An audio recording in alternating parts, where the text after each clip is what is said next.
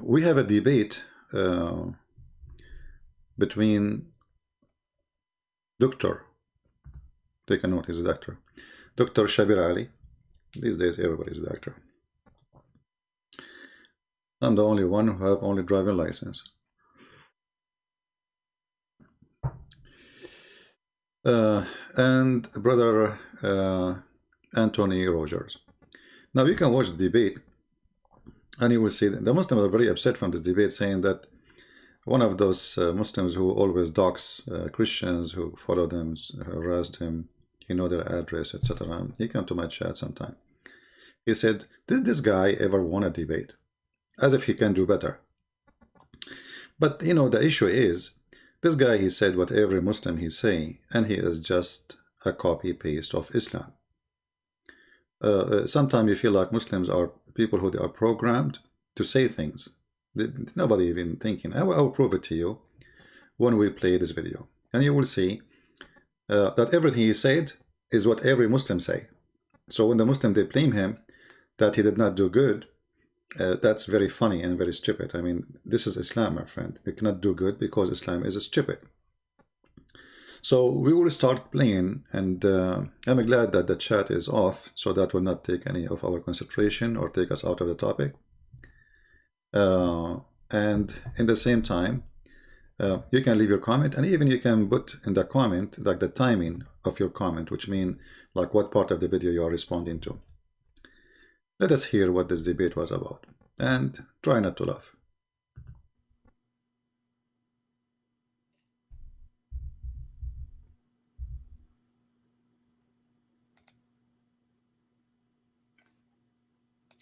Well, I want to welcome everybody to this second discussion that we're going to have between our same two panel participants. On the first discussion, the topic of this discussion is Islamic monotheism pure?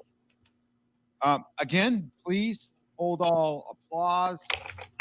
Let us move this part a little bit. Let us hear Shabir Ali. Okay. But for the moment, let's do this online. I'm also saddened by the fact that I just got news that a dear friend of mine is in a coma. I pray for him, and I ask you to pray for him as well. And I pray for everyone who is sick all around the globe. May God give them a quick and complete recovery.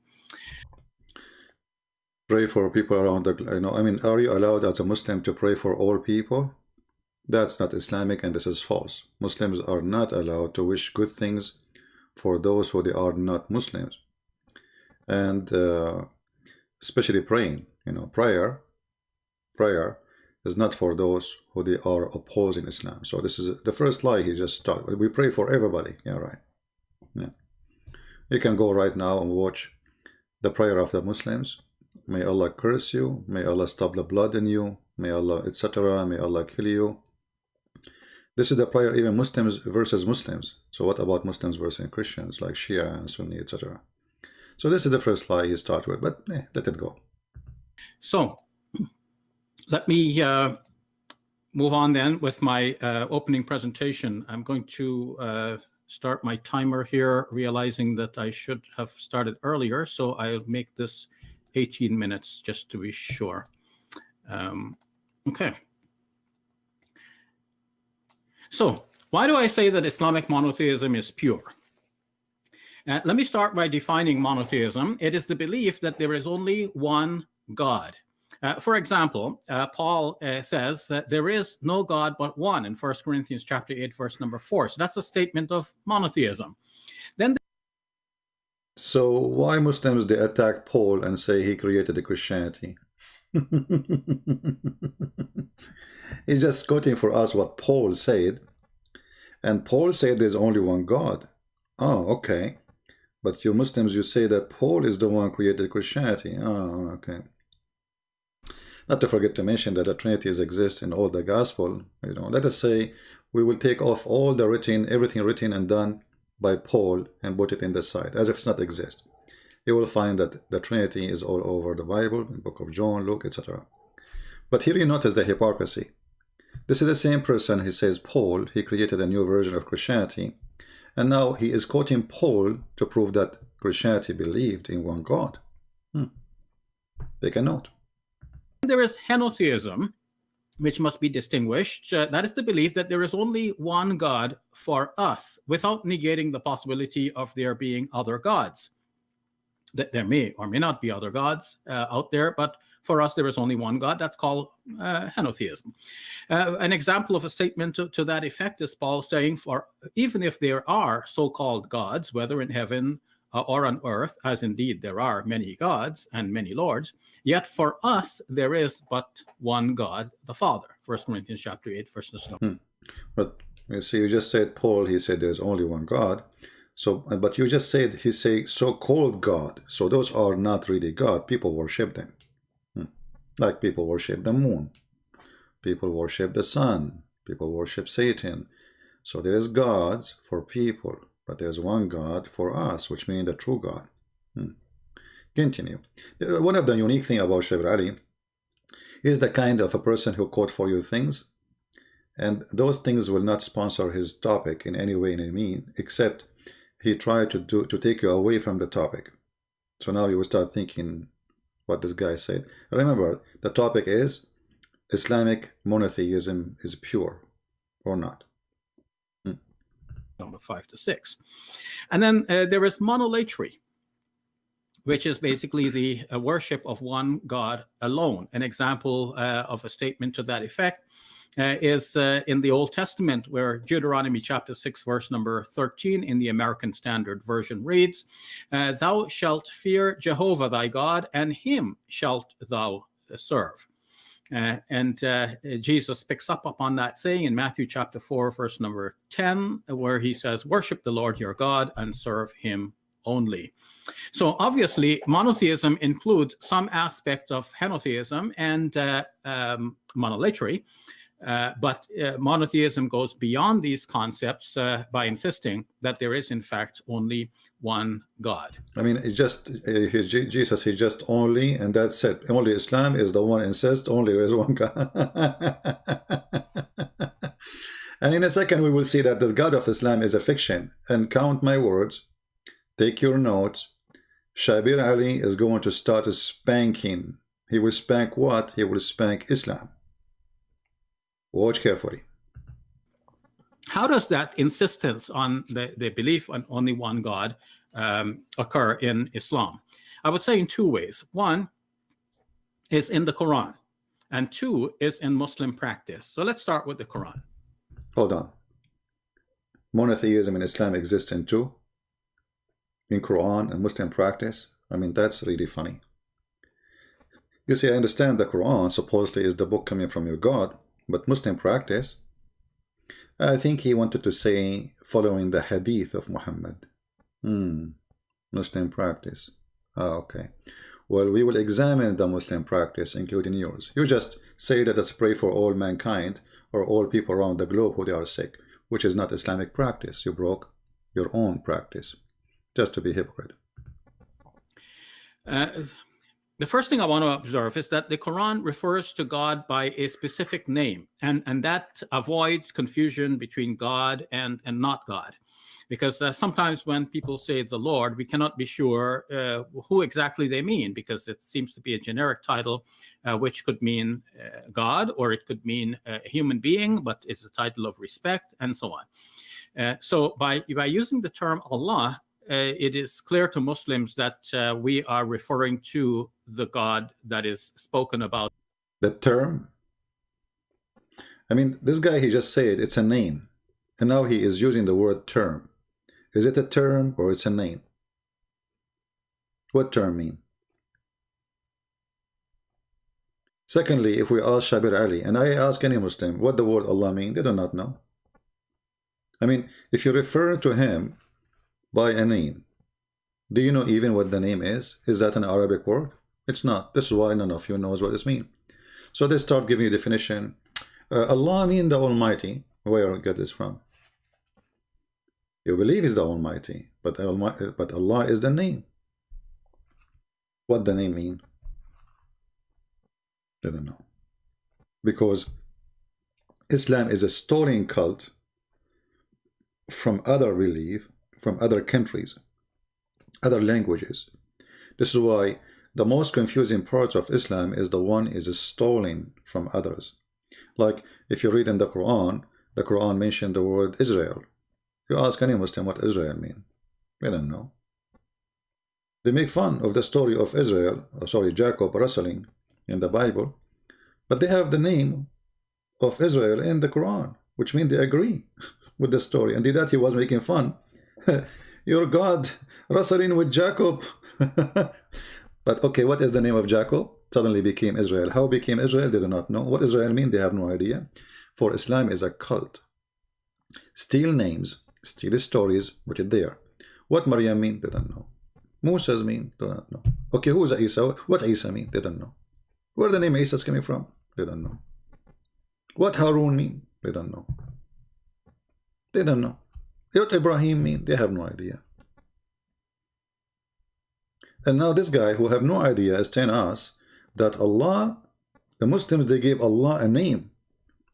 Did he say that, or I'm mistaken? Let me play it again a little bit, because that is funny. Is in the Quran, and 2 is in Muslim practice. So let's start with the Quran. The first thing I want to observe is that the Quran refers to God by a specific name, and that avoids confusion between God and not God. Because sometimes when people say the Lord, we cannot be sure who exactly they mean, because it seems to be a generic title, which could mean God, or it could mean a human being, but it's a title of respect, and so on. So by using the term Allah, it is clear to Muslims that we are referring to the God that is spoken about in the Quran as the only God. So I must explain this term Allah, because for some people it may be a new term. So etymologically speaking, this is what Encyclopedia Britannica explains. What?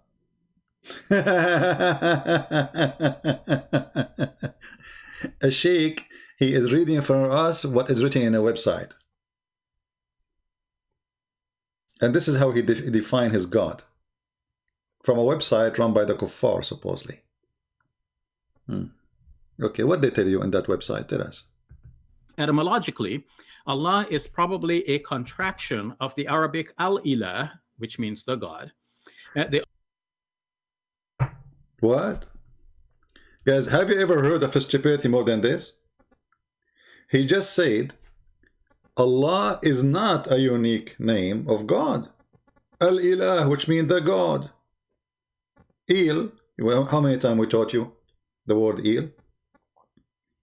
Il is a word mentioned in the Bible, in the New Testament and the Old Testament, like Emmanuel at the end. Sometimes it's added in the beginning of the word, sometimes it's added at the end. But this is a word is il, have nothing to do with name. It's not a name. So when the Aramaic Christians, they say ilah, ilah, this is not Allah.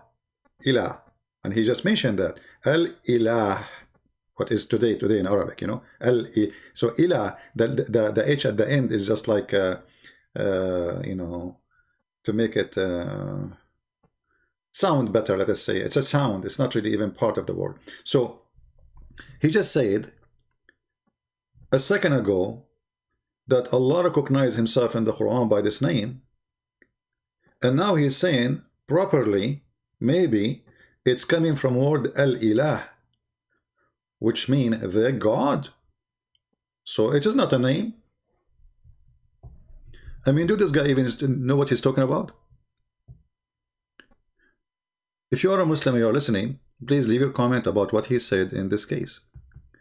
Let us play it again. Seems to be a generic title, which could mean God, or it could mean a human being, but it's a title of respect, and so on. So by using the term Allah, it is clear to Muslims that we are referring to the God that is spoken about in the Quran as the only God. So I must explain this term Allah, because for some people it may be a new term. So etymologically speaking, this is what Encyclopedia Britannica explains. Etymologically, Allah is probably a contraction of the Arabic al-ilah, which means the God. The origin of the name can be traced to the earliest Semitic writings in which the word for God was Il or El. Guys, did you hear it? Did you hear it? So this is before. This is okay. This Semitic writing is for who? Is it for people who worship the true God, or it's just a generic word for God, which means pagan? They use it. Anyone? What do you mean? Let us hear more. Latter being an Old Testament synonym for Yahweh. Allah is the standard Arabic word for God used by Arab Christians as well as by Muslims. Well, this is true. The Arab Christians, who they are not Arab, using the word Allah now, but they never used it before, because they are under the Islamic occupation for 1400 years. So imagine they are using the word Allah and still they are killing them. So what if they use different word? For me, I believe Allah is a false God. And the easiest way to find out if Allah have to do with us anything, can we find it in the original books? We cannot. So you can find the word Allah in Arabic translation for the Bible, which is a false translation, absolutely false. And there is many Arab Christians today, because they grow in the Middle East, you know, from a family, you know, this is, you know, so they are like hooked up to that word, and they are in denial. They don't want to say, you know what, I'm being pagan. I'm saying the name of the false God, the God of Muhammad. And, you know, for me, God is not about a name. It's not about a name, because, you know, I mean, there's no name can describe God. But as long as the Muslim, they say this is a name for our God. Obviously, we as a Christian, we cannot use that word. And if you use it, you are a fool, even if you are a bishop. Actually, you are a donkey, even if you are a bishop.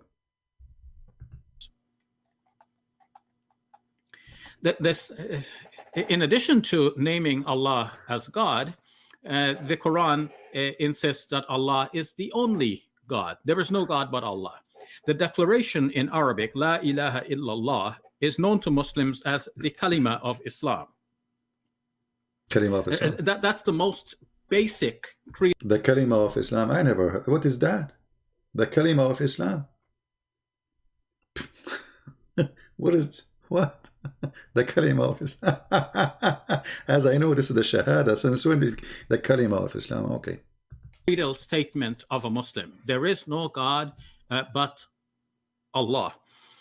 Why you stop? You see here, you see the hypocrisy of the Muslims. He said that he's talking about monotheism. And how he proved monotheism? He says, we Muslims, we say there's no God but Allah. But why you don't continue and say the rest? Where you associate the name of your God with the name of your prophet. Actually, the Muslims, they associate the name of their God with the name of their prophet, the knowledge of God, the knowledge of their prophet, the ability of God, the ability of the prophet, the wisdom of God, and the wisdom of the prophet. Even the sexuality of Muhammad is associated, or let us say, it is connected to God. Because he's a prophet, Allah, he gave him the power of 40 men, and boom, boom. But here, let us see, if we go in the hadith, we will find the following.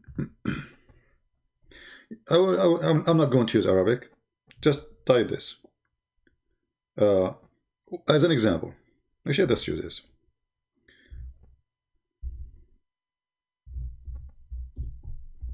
I will give you an example. I'm typing in English.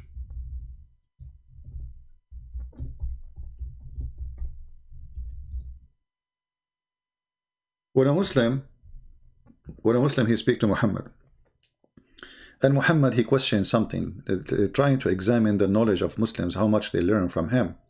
So when Muhammad he say, do you know, hey, there is a guy with him, the father of the ants. They call him Abu Dhar, which means the father of the ants.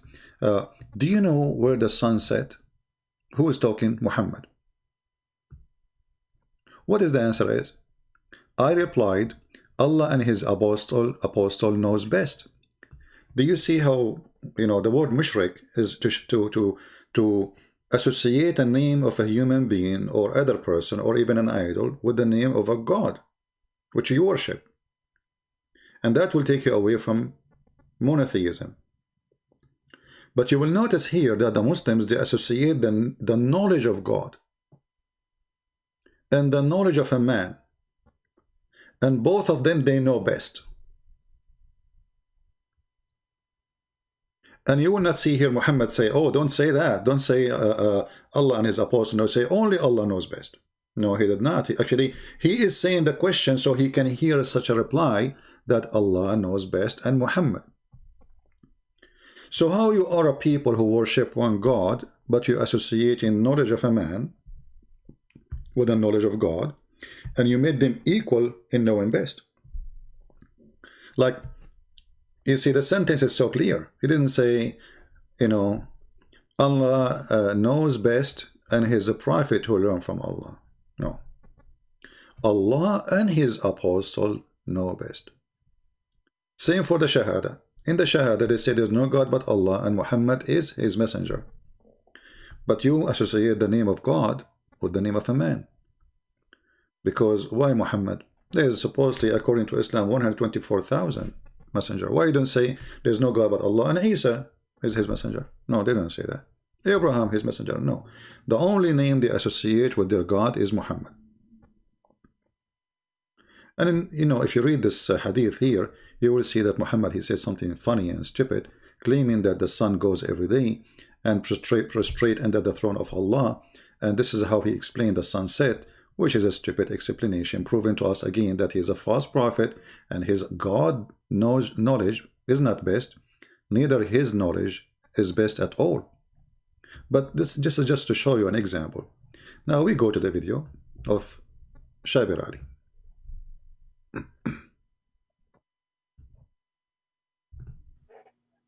This statement is repeated in the Quran many, many times in different ways. I've counted some 36 times just by a simple search through a software that gives us all of the references of a word or phrase in the Quran.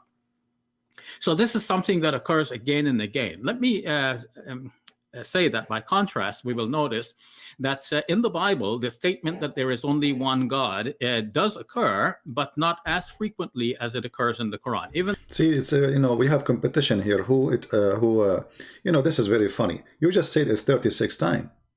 You just said it's 36 times. The mention of one God in the Bible is almost in every chapter.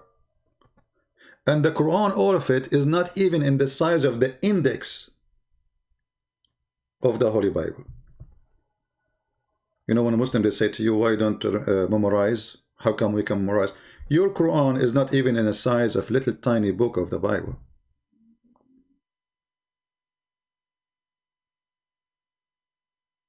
The index is bigger than your book. So here you see how they, you know, try to make you believe, Islam believe in what? In one God. About how many times the Quran says that? Who care? Who care how many times the Quran says that there's only one God, but yet you do not know who is this God. In the same time, listen to what he will say next, and you will die laughing at the stupidity of this cult. Because now what you will say to us is going to introduce to us this one God who his name mentioned as one God at 36 times, as he said. Let's see. Even though the Quran is a very much shorter book, some say it is about 4/5 the size of the New Testament. Yeah, right. So for the Quran to have this many repeated statements that there is only this one God shows the Quran's emphasis on monotheism. The Quran does more than this. It says that we are not to worship anyone other than Allah. And here too, we will have many statements. La ta'budu illallah. Do not worship anyone other than Allah. The Quran also says that we are not to pray to anyone other than Allah. But here, you know, I have a question. You see, don't worship other than Allah. And who is the one who is saying that? Allah. Okay. Why Allah, speaking about Allah, why don't say don't worship other than me?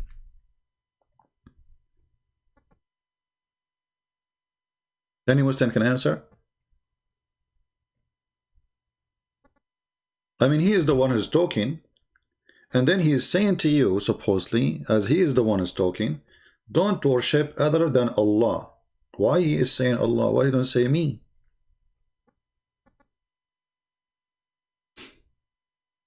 You see, if I say don't go and learn about Islam from other than Christian prince, that's mean I am not a Christian prince.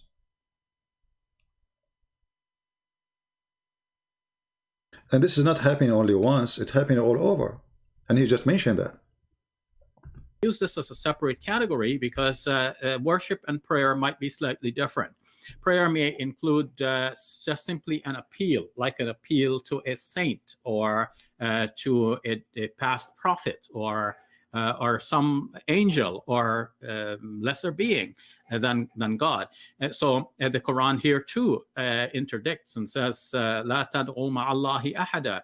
Do not call anyone else along with God. Are you sure? See, one of the funny things about Muhammadan, they say things, and those things will criminalize. I'm saying criminalize like in the way will prove you wrong. You know, Muhammad is a fraud. Don't worship anyone other than Allah or beside Allah. Let us take a note of that. So the Quran is clear about this. But look what he will say after. The Quran also insists that we're not to make sacrifices to other than Allah. I came to appreciate this point more recently when I read the book by James McGrath. Professor McGrath, in his book, The Only True God, pointed out that in the book of Revelation, it looks like the one thing that will distinguish between God and non-God is the question of whether or not sacrifices can be offered to that one. And from the book of Revelation's point of view, sacrifice can be offered only to the one God. And I came to appreciate then why the Quran says that we are not to eat the meat that is sacrificed to other than God, and why we are not allowed to make our sacrifices to other than God. So in the story of Abraham, we find in the Quran in Surah 6, there is a mention of him turning his face towards God in sincere devotion towards God. And Muslims are then told in that context to say, "Qul inna salati wa nusuki wa mahyaya wa mamati lillahi rabbil alameen." Say, my prayer, my sacrifice, my living and dying is for Allah, the Lord of the worlds. That's a false translation, and it's absolutely a fraud. If you go to the Quran, you will see they added the word sacrifice in the translation. But there's nowhere in the Quran it says, my sacrifice. That's a false statement. If you go to the interpretation, as an example, this is at Jalalain.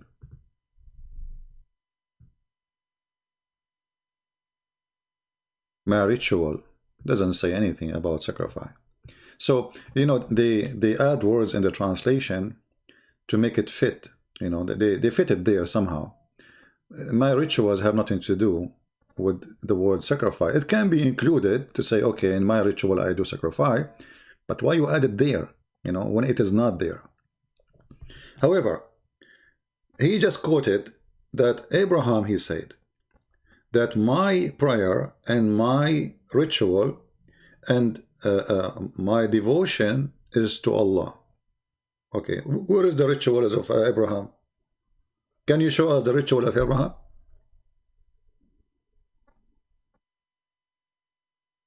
Was the sacrifice of Abraham a ritual in Islam? Did even Abraham sacrifice anything? Because as we know the story, Abraham, he did not sacrifice. I mean, he tried. The one who sacrificed in the story is Allah.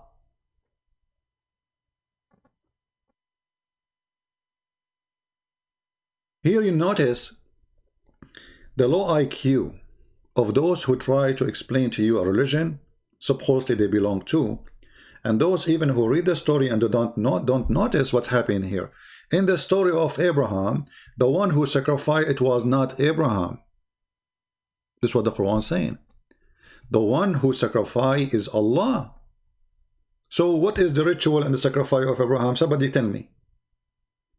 If we go to the Quran,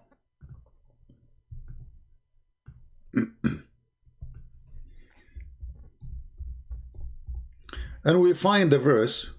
The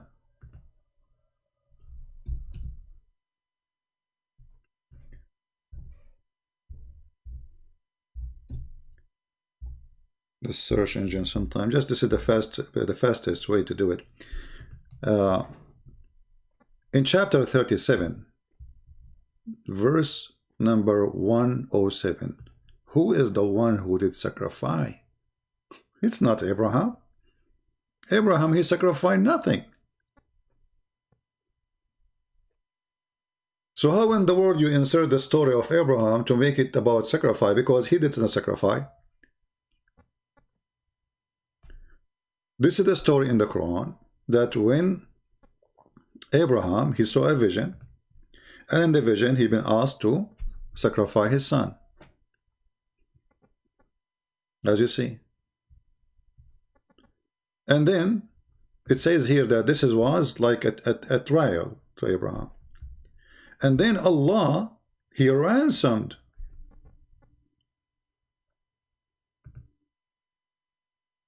the son of Abraham by a sacrifice. And here you ask yourself, did the Muslims copy the Jews, or the Jews are copying the Muslims? Because obviously here the story, when they say we are sacrificing for the sake of remembering what Abraham he did, well, Abraham, he did not sacrifice anything.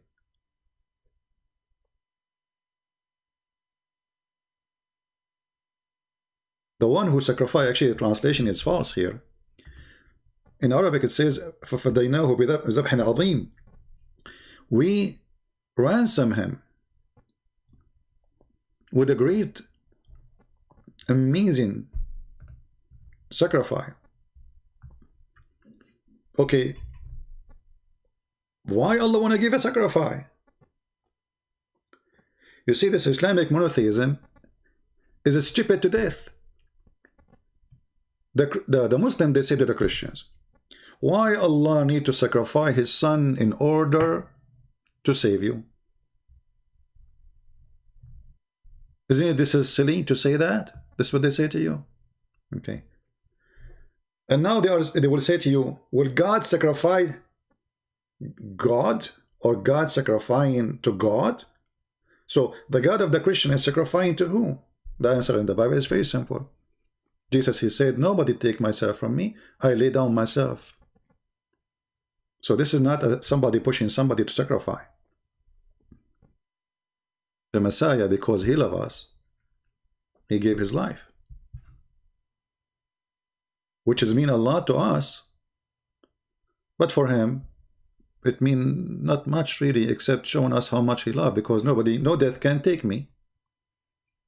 Nobody can take me down. Nobody can really take Jesus down, because what the point of killing a person? He will come back to you to prove to you that he is God. You did nothing.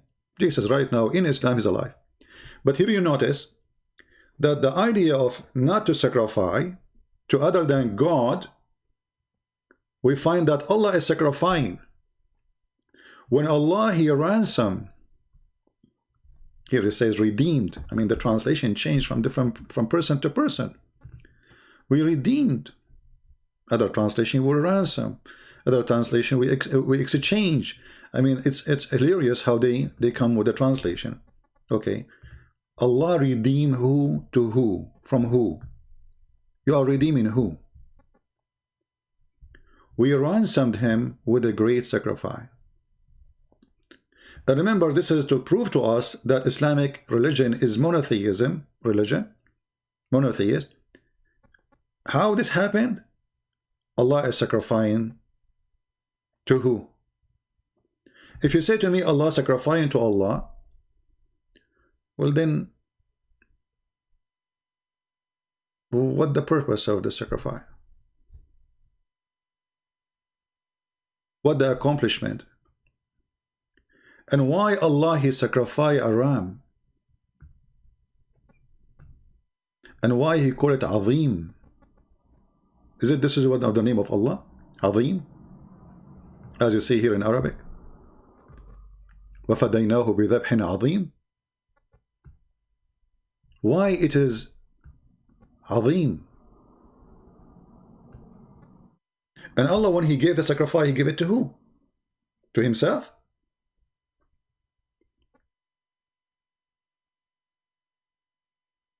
Obviously, the one who copied the story from the Old Testament, he do not know the meaning of the story, and by copying it, he got himself busted. Because the sacrifice here, symbolic, that no sacrifice will be accepted, it is except the one is coming from heaven. This is why, if you read the story, you will see that a ram came down from heaven, and this ram is great, amazing. If we read the interpretation for this verse, so Muslim will not say I'm making things up, you know them. Chapter 37 again, verse 107.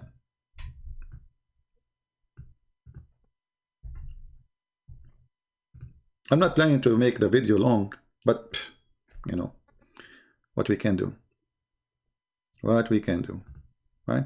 So 107, sorry. Verse 107.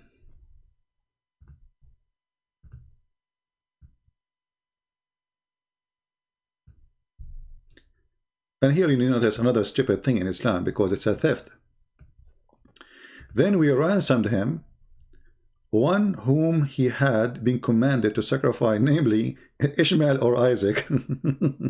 They don't even know. This is a story about who. They are so confused. Is it Ishmael? Is it Isaac? Because not all Islamic scholars agree with the propaganda of Muslims saying it's Ishmael. The most famous one, actually, they say it is Isaac. There is two different opinions. Always in Islam, there's two different opinions. Why there's two different opinions? Because they have no knowledge. I mean, why you have no knowledge of the name of the one who been to be sacrificed? Muhammad do not know himself because he's a thief. He have no idea what the story is about.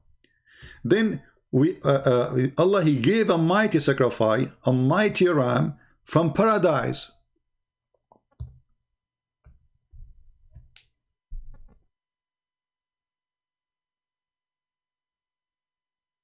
So Allah himself, he gives sacrifice. And that destroy everything the Muslims they come with, because they can't explain to us why Allah giving sacrifice. He gives sacrifice to who? Is he giving sacrifice to other God? Is he giving sacrifice to himself? And what about Allah, he said to Abraham, which is a story from the Bible, why Allah did not say, hey Abraham, don't worry, don't kill your son, just get a sheep? No, he did not do that.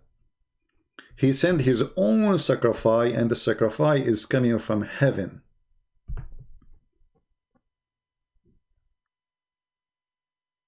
That's mean the sacrifice, which great sacrifice for God, is his own sacrifice.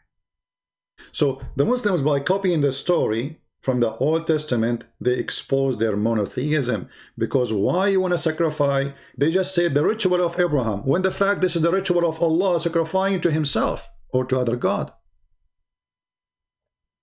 Either Allah is one, the same as the God of Abraham in the Bible, and then the sacrifice is happened to him. Or Allah is not one God, and then Allah is sacrificing to other God. So he ransomed the son of Abraham by sacrificing to the one who made the request, say, hey God, please let Abraham's son go. So, you know, this story here raises many questions. And where is this, what the ram, you know, simple, why it's not a cow? Why it's not a goat? Why it's not an elephant? I mean, elephant is way bigger. And the Muslim, they say to us that we Muslims don't believe in a bloodshed as sacrifice. This is the biggest lie they say. That sacrifice in Islam does not involve bloodshed. And actually, the sacrifice in Islam goes back to the time of Abel and Cain, the children of Adam, where two of them, they want to have sex with their sister who have a crossed eyes. The story is funny there, that Adam, each time he gave birth to a twin, and those twin, male and female. And then those twin, Abel and Cain, when one of their sisters she don't look good, according to the Muslim stories, so none of them want to marry her. So they were fighting now over one girl, one sister, to sleep with her. So then Allah, He told them, give a sacrifice, and the one who I accept his sacrifice is the one I approve him or approve his marriage. So from the time of Adam, Muslims believe in sacrifice. Let us continue. I hope we gave you enough information. I mean, for those who they are trying to study the cult of Muhammad, those information are very important for you. Will take you forever to find them by yourself. So don't forget to download the video, save it in your drive, or even in your YouTube channel if you have one. Let us continue with this poor guy trying to make his God look good, but it's not working.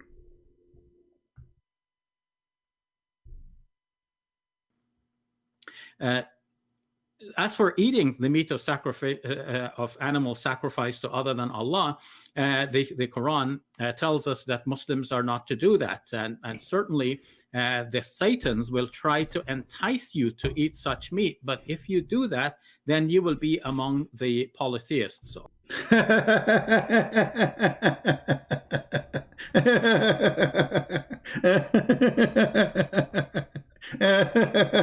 Unbelievable. So if you eat a sandwich in Thailand, you became a polytheist.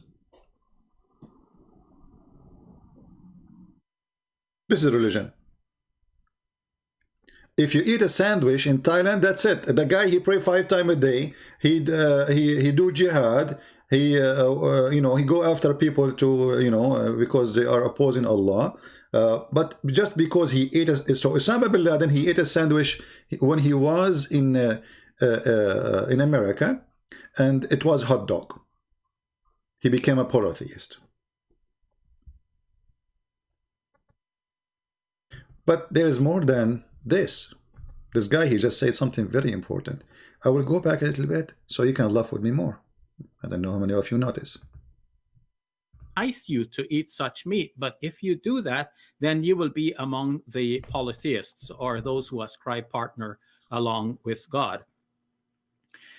So on the contrary, Muslims are told that when they eat, they should say Bismillah in the name of God and then eat, and that will erase any possibility that we're dealing with meat which has been sacrificed to others. What? So if you say in the name of Allah, Bismillah, that will erase. So that means you can eat all kind of food. You can eat the Hindu food. I mean, this you see the contradiction, the stupidity. Allah, He forbid us to eat the food of the pagans.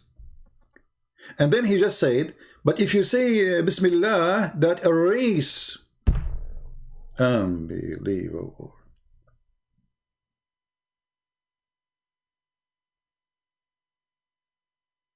Tell us more, Shabir Ali. Because even if it so happens that this meat arrived on the Muslim's dinner table by mistake, by pronouncing the name of God over it, the Muslim will cancel any such evil effect of the food. From evil effect of the food. And that's mean you can eat pork, just say Bismillah. Just say Bismillah, it's pork. Say Bismillah, that will erase any evil effect of the food. I mean, do you see the stupidity? I mean, is this religion talking to us as a bunch of kids who have no brain?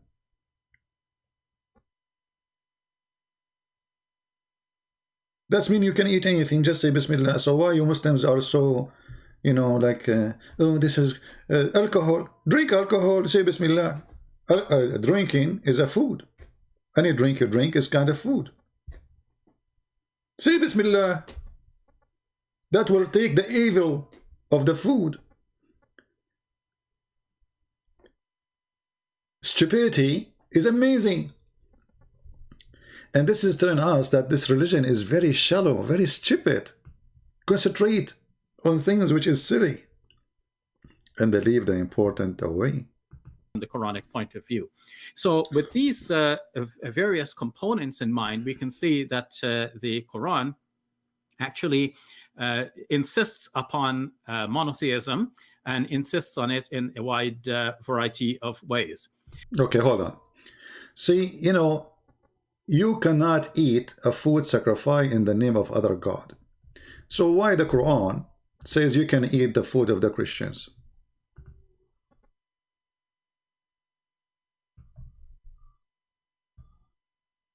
Don't the Christians, they say the name of Jesus on it? This day, all things good and pure made lawful unto you, the food of the people of the book. But isn't it the people of the book are kuffar and they worship other than Allah? This guy, you can go back in the video, he said, we shall not eat a food used or slaughter in the name of other God. Well, we Christians, we pray in our heart before we eat in the name of Jesus. And many Christians, until now, when they cook, they will not start cooking unless the name of the Lord to bless the food. Even when they make a bread. Actually, it is Islamic countries, when they make a bread, they make 3 dots in the 3 corners, copying the Christians to bless the bread. So, you cannot eat a food named or given under the name of other God, which is something taken from the Old Testament. And now you are saying it is okay to eat the food of the kuffar. And it's pure for you. And you can even rape their women and sleep with them. How the Quran says we are kuffar all over.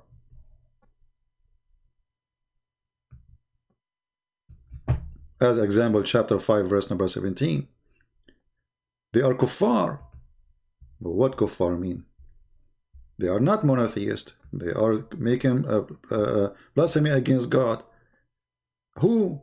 The one who say that Jesus, the Christ, is Allah. And that's mean all the food of the Christians is a slaughter or given by the name of their God, which is a Christ. So he is trying to prove to us that monotheism in Islam will forbid you. Because Islam is monotheist, you cannot eat a food given to you by the name of other God, and yet you can eat their food. Without saying in the name of Allah. As you see here, this is a license for the Muslims to eat the food of the Christians. Without saying anything.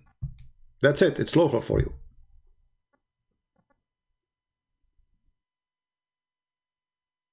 But in the same time, the Christians, according to Islam, they are not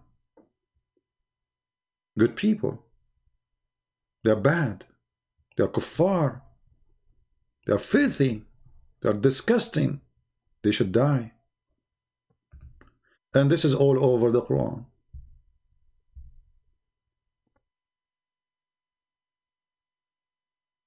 Clear declaration in the Quran that the Christians are kuffar. They are infidels.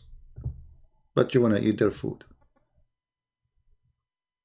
And you can sleep with their women just to spread the numbers of, increase the number of Islam. See how many chapters? Chapter 5, verse 73. There's many chapters. So here you notice that this religion is like a, somebody, he's a thief. He went to the market. So he cannot choose really the product he will pick up from the shelf. But he will choose any product when there's nobody is watching. So he walk by, he act like he is busy doing shopping, and as long as there's people around him, he keep walking, because now he cannot pick it up from the shelf because people are watching. What is the unforgivable? And then he pick up what he think nobody see and put it inside his hiding cloth. Now, what is unforgivable in Islam? Listen to this. This is more hilarious. Even if it so happens that this meat arrived on the Muslim's dinner table by mistake, by pronouncing the name of God over it, the Muslim will cancel any such evil effects of the food from the Quranic point of view. That's it. Yeah. Actually, you remind me of the food thing. Just to show you that Muhammad is a very weird person and he is not mentally healthy.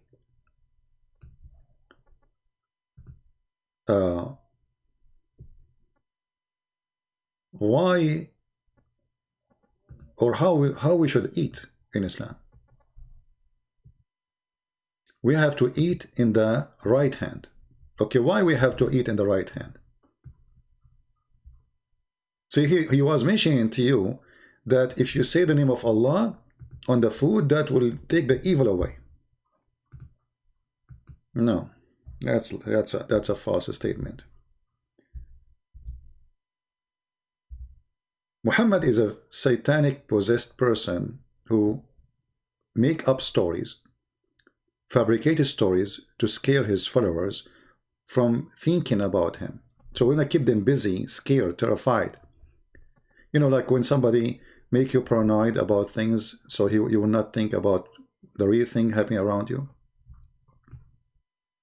When any of you intends to eat a meal, he should eat with his right hand, and when he intends to drink, he should drink with his right hand, for Shaitan eats with his left hands and drink with his left hands. I mean, have you ever heard of an intelligent person say such a thing? Let us say, for the sake of argument, Shaitan or Satan, he used his left hand. And by the way, Satan have left hand and right hand, and okay, no problem.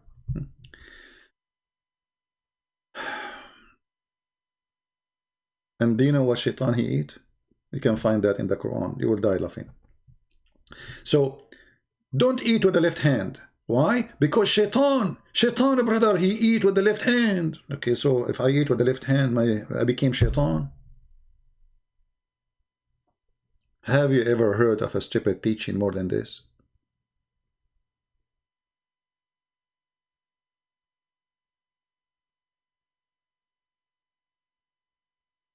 So God, he gave me two hands for what reason? He should give me one hand, and then I will eat and do everything with it. Just to show you, you know, a little bit of the stupidity of those stories about eating with one hand and etc. You know, and what is right, what's wrong. Muhammad have tons of stories, like entering the bathroom, you have to enter with the left foot. You have to say a certain prayer, otherwise Shaitan, he will play with your anus. If before you have sex, you have to say a certain prayer, otherwise Shaitan, he will round himself around the man's private part, and he will be having sex with the wife during the time he's having sex with his wife, and then the child will be the son of the devil, which means Muhammad himself is the son of the devil, because Muhammad himself, his father, did not recite any prayer before he have intercourse with the mother of Muhammad, regardless who is the father of Muhammad. Doesn't matter, as long as he is not a Muslim. He did not recite that prayer, he have no idea what it is, and he did not say it when he have intercourse with Muhammad's mother. This is how foolish this man. He just convinced us that he himself is a son of the devil, because if he don't say that prayer, Shaitan, he round himself around the penis, and he will be having sex with the woman, and then the child will be the son of the devil. This is why in the Quran it says that Shaitan, he have a children. And the Muslims, they struggle a lot to find out how in the word Shaitan he have, you know, children. I mean, how Shaitan will have children? You know, no, I mean, did Allah created a female Shaitan and a male Shaitan, and then he sent them out from heaven the same as he did to Adam and Eve together? According to Islam, no. You know,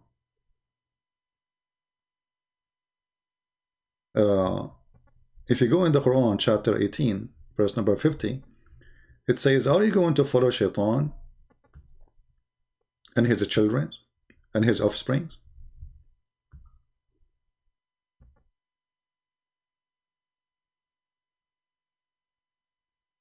You go to Islamic interpretation, you will see a lot of fiction stories that Allah, he gave Shaitan, the first Shaitan, Iblis, he gave him a penis in the right side of his thigh, and he gave him a vagina in the left side of his thigh. So when he want to have sex, he shake it, and he enter this into that, and he do nikah. And then he lay eggs, and from every egg, 70 Satan, male Satan and female Satan come out. So the first Shaitan was a mixed gender.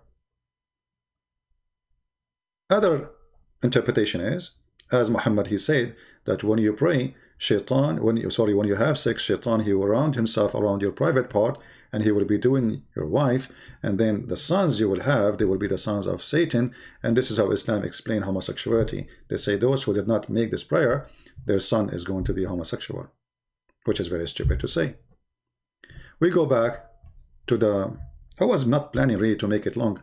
Maybe I should make it 2 videos and stop here. I'm not sure how long it's already.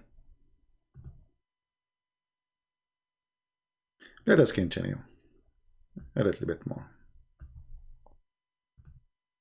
So with these various components in mind, we can see that the Quran actually insists upon monotheism and insists on it in a wide variety of ways.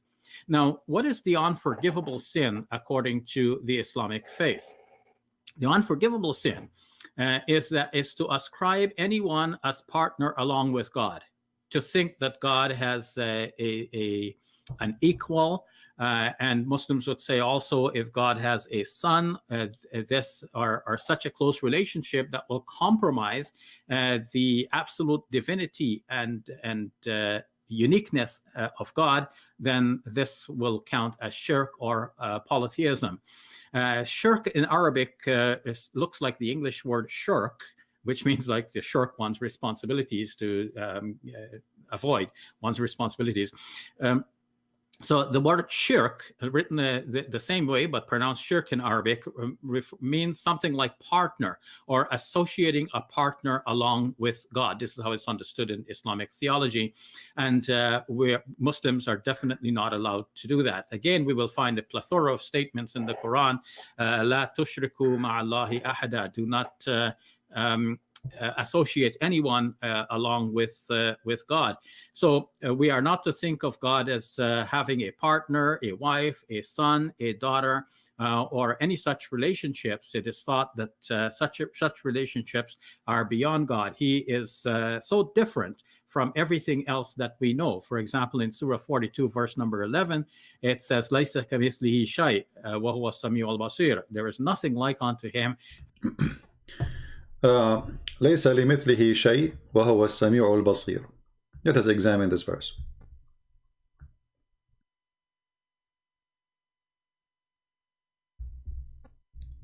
And I will make you die laughing.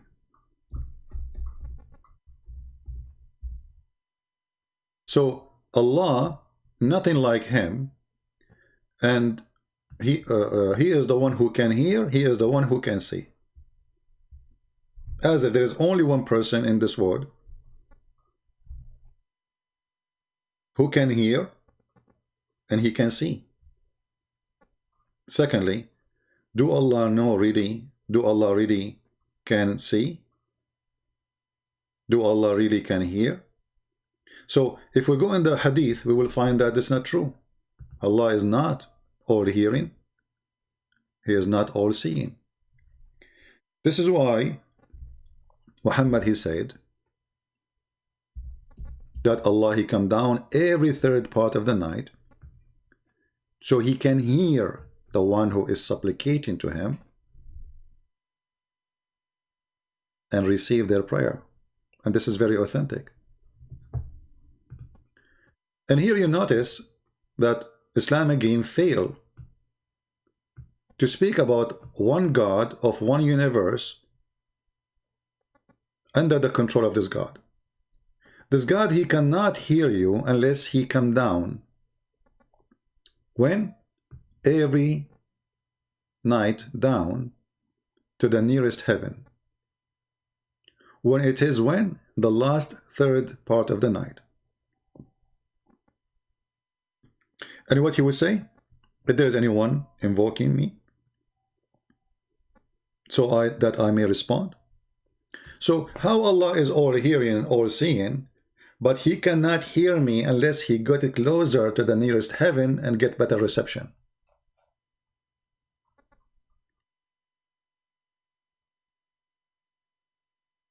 That is a question nobody can answer from the Muslims because this is stupid. I mean, are you saying to me that Allah, in the top of his throne, he cannot hear us? So Allah, he have to come down every night, down of his throne, going through heaven number 7, 6, 5, 4, 3, 2, 1. And then he stopped there. And then he says, who is praying to me? Here you see that Allah is not almighty. Secondly, Allah go inside his creation, because isn't it the heaven is his creation? Go read carefully. Allah descend. What he's doing? He descend. He come every night. When we accept that this God, you see the Muslims, they say, well, Jesus cannot be God because the flesh is created. So how can God become, how God can be inside the flesh which is created? Well, isn't it the heaven is a kind of a flesh is created? Contain material?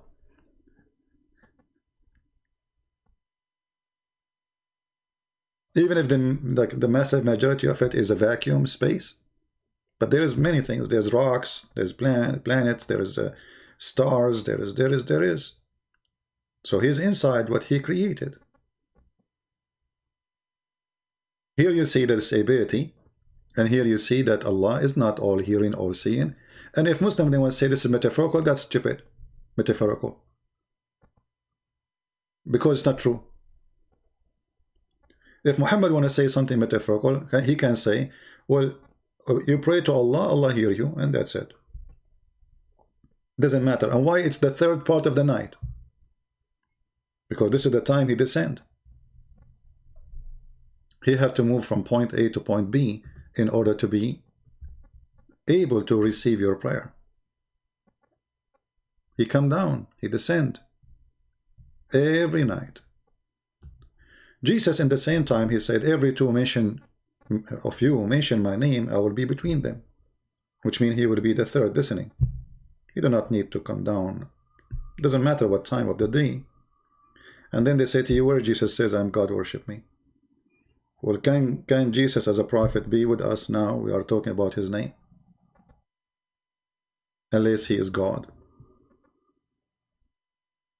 Allah cannot be with us. And the proof in front of you.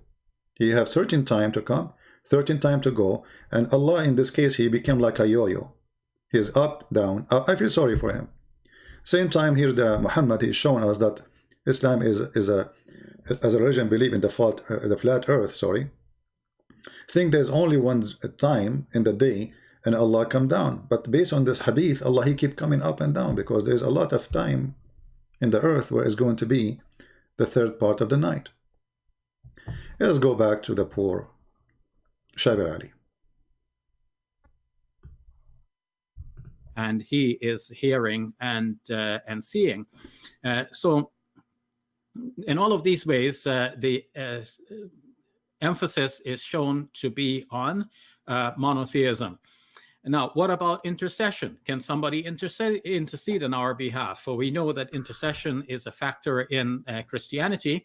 It is thought that Jesus is an advocate for us in heaven, as is found in the Johannine correspondence. But from the Quranic point of view, nobody can intercede along with God except by the permission of God. So if God permits somebody to intercede for someone else, that's to honor the intercessor. It's not that the intercessor has some kind of claim on God to make it necessary for God to bend and to give in to the intercessor. Guys, listen to this. There's nobody can be interceding to you unless he's giving permission. To honor who? The intercessor. But he just said that intercession is only given to Allah, and that will prove monotheism. So why Allah is sharing his own privilege with someone to honor him? Is he sharing his monotheism with someone? Here you see the stupidity of this cult. First of all, as long as you mention the intercession, if we go in the Quran, we would die laughing. We will see what the Quran says about intercession. Let us see.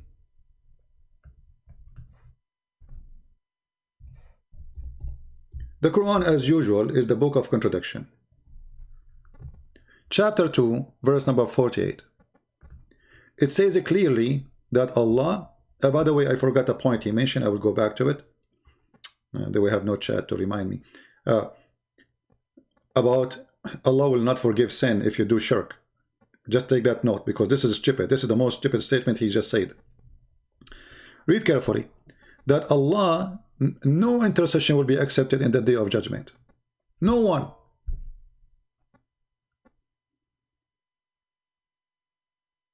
Chapter 2, verse number 48. Okay. Different verse. Chapter 2, verse 123. No intercession. Then guard yourself against the day when one soul shall not avail another, nor shall, etc. And no intercession will be accepted. And by the way, here Muhammad, he got Allah busted, because he said in the judgment day, Allah will take all the sin of Muslims and he will place it. It's going to be like mountain.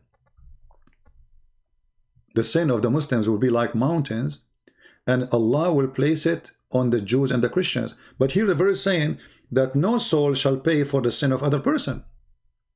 And here Muhammad again is contradicting himself with his stupid agenda, just trying to make the Muslims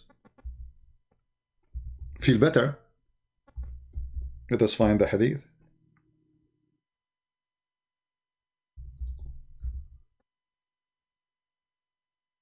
Let us see, hold on.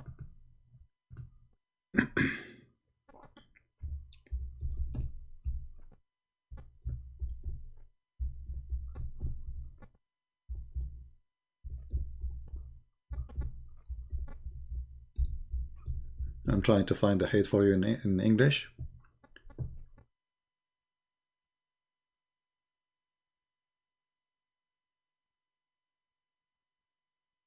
And then you see right away that Muhammad not only cannot be a prophet, Muhammad is a fraud with certified stupidity. Because you should not say, I mean, at least remember what you said yesterday. You don't say the opposite.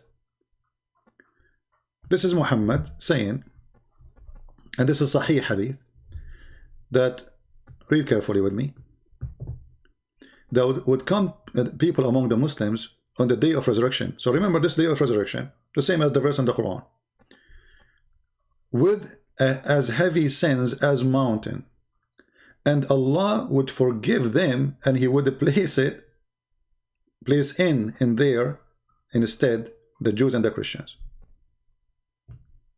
So how no soul will pay for the sin of other soul, and then Allah will place all the sin of the Muslims, which is not fair. I mean, have you ever heard of a justice like this? So you commit sin, I pay for it. The Muslim, they say to you, Jesus did not commit sin, why he will pay for your sin? Jesus did not, you know, when we say Jesus pay for our sin, nobody forcing him voluntarily, he is saving us. The word saving, paying for our sin doesn't mean that our sin is not there. Doesn't mean that we did not commit crimes. Doesn't mean that our sin is gone. No, we're still sinner.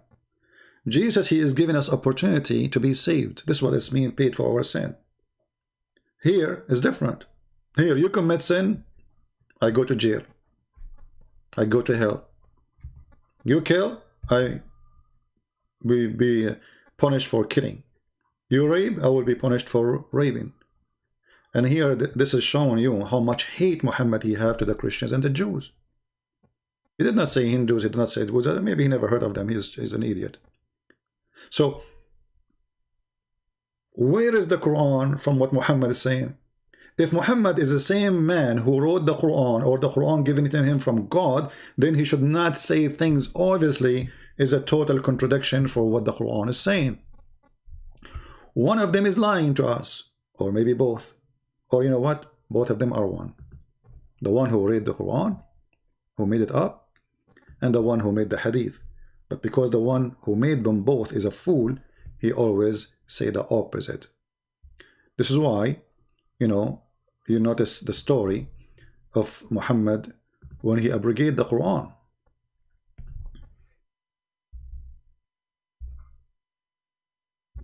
So he changed the Quran based on his stupidity and his mistakes. So he tried to fix it. So he come with a verse in the Quran saying, chapter 2, verse 106, any of our revelation we abrogate or cause to be forgotten, we will make something better or similar. And here you see how stupid it is. I mean, so Allah make you forget the Quran, and then he will make something better. Allah will make Quran better than the Quran of Allah. How that could be? There is two Allah. One Allah, his Arabic is not good. The other Allah, his Arabic is better. Because here the quality cannot be better. You see, this is God. This is God. Quality of God does not change. And here we are not talking about his look or the quality. The quality. Can the quality of the word of God be less than the quality of the word of God? This is what the verse is saying. And then he says similar. So why you want me to forget it if you're going to give me something similar? Who is stupid here? But if you go and try to find out what happened, you will find that Muhammad, because he's a liar, he could not remember what he said yesterday. This is a chapter 2, verse 106. You can go to the interpretation and you will find the answer. Muhammad became the joke of the Arab. Why? Because this guy, he says something in the morning and he says something else afternoon. He said the opposite. When the believers, the disbelievers, not the believers, start making fun of Muhammad in the matter of abrogation, saying that one day Muhammad, he enjoined his companion one thing and then the next day he forbid it. You tell me, have you ever heard of a God? He make a law, second day in the morning he come with the law, forbid the first law? Either you are crazy, mentally ill, or you are trying things to see which one work for you. So people complain about it, you change it. Or you don't like it, okay, let's hold on, we will change it for you. This is how the Arab in the time of Muhammad, they view Muhammad. There's a movie, it's called The Legend of Muhammad, which is full of fabrication, saying the Arab, they were amazed about the Quran. They were astonished at the Quran, how wonderful it is. The language cannot be from other than God. This is the Arab. And this is written in their books. And this is the official government website of the kingdom of the king of Jordan, who claim he is from the descendant of Muhammad. What those people are talking about?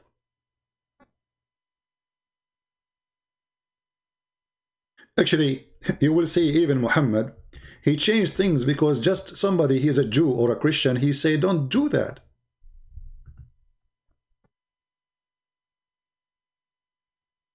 As an example,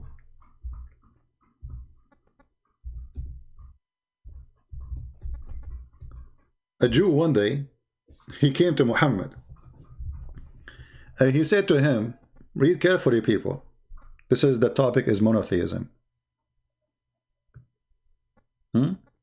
This is the topic is monotheism. And this is a Jewish man getting Muhammad busted in his time. And this is all is sahih. We are not quoting something is not very authentic. As you see. So the Jewish man, he came to Muhammad and he said to him, hey Muhammad, you are a mushrik. What? You are a mushrik. Why? Why I'm a mushrik? Look what the Jew, he said to him. Oh, let us show you the story from the beginning. Hold on. Here it doesn't show the story.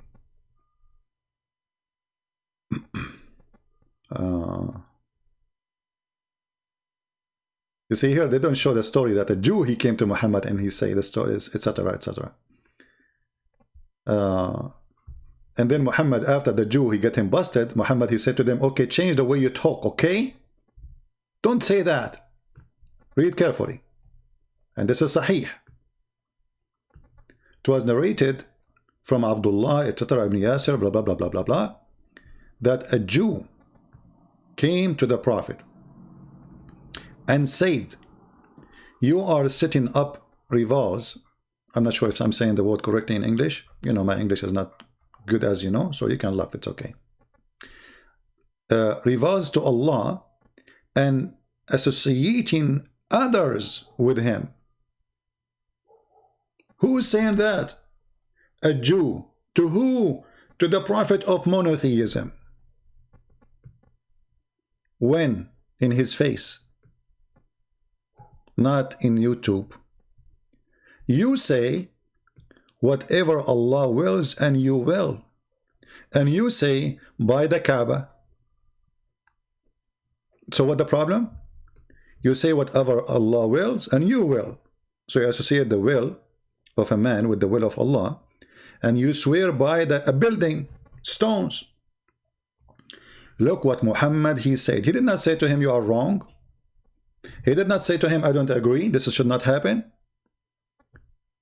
He did not say to him, I did not say that. So Muhammad said, from now on, so the Prophet said, commanded them, if they wanted to swear an oath, to say by the Lord of the Kaaba, not by the Kaaba, and to say whatever Allah wills, then what you will. So Muhammad, he agreed with the Jew that I am not practicing monotheism, and thank you, Jew, obviously you are sent by Allah, and maybe you are Jibreel to correct me. If Muhammad is a prophet of monotheism, he will never do such a mistake agreeing with the Jew that the Jew is right and Muhammad is a fraud. He did not teach monotheism. Did you ask yourself, how in the world a Jew, he's not even a rabbi, a Jew, a normal Jew, correcting Muhammad about what to do, what not to do, what to say, what not to say, and Muhammad, he changed his religion to fit with the Jew. And then when people, they start noticing that Muhammad is nothing but a copy-paste of the Jews, trying to copy them because he believes whatever they say is true, Muhammad, he try always to change what he do from what the Jews do. And how we can show that?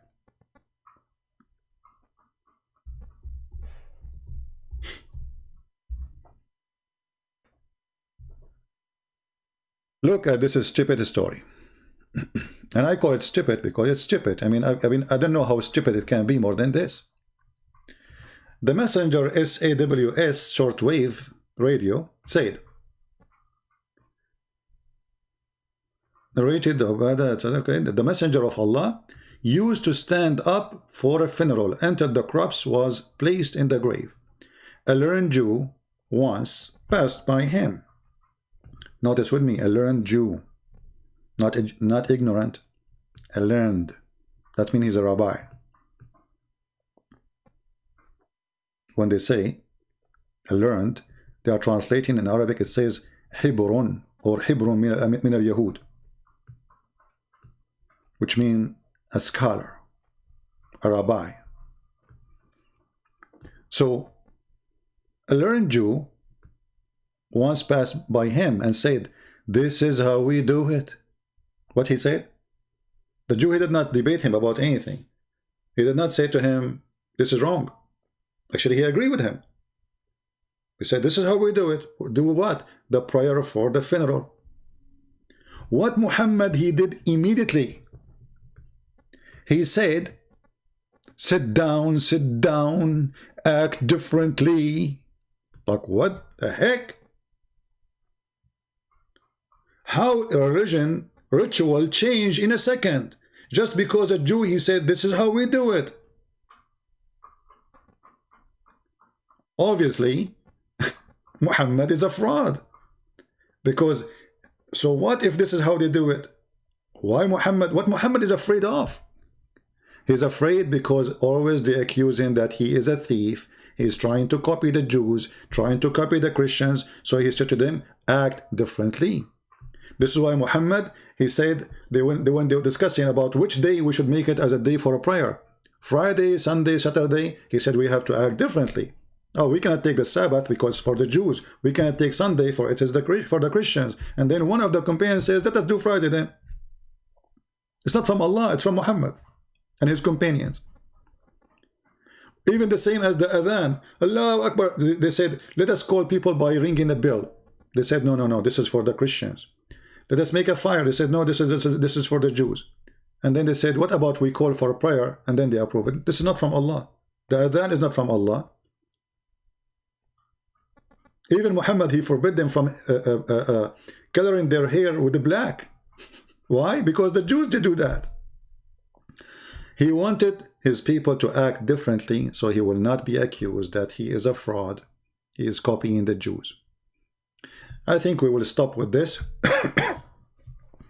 I'm losing my voice. I drank too much coffee today. I apologize for the chat. You know, YouTube is chasing us. And this is the only way. You can leave your comment. All right. And we will be sure that there's no comment is violating their guideline, which is very weird guideline. I mean, Muslim, they can say whatever they want, and it's okay. They never take a video for them. But the guideline for us is very strict. And you know, oh, I forgot. I said, remind me, guys. Remind me about what? Allah forgive not the one who associate with him. I will finish with this. Shabir, he said, Allah forgive not those who associate with Allah.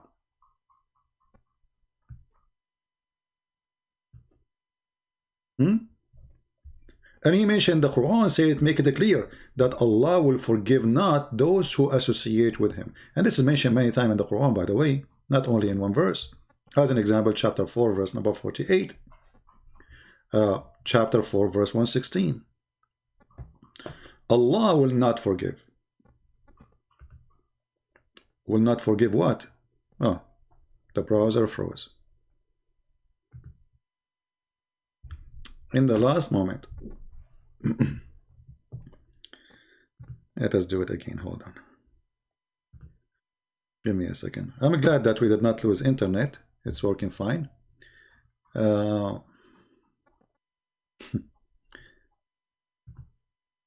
Shabir Ali, he said that Allah forgive not, forgive all kind of sin except not to be monotheist. Anyone thought about it for a second? How Allah forgive not if you were a person who associate with Allah someone else? Then how you convert to Islam? If a Muslim, he will say to you, no, no, no, no. If you repent, Allah forgive you. Read carefully. Let us put the verse again. We open the browser again. It's working now.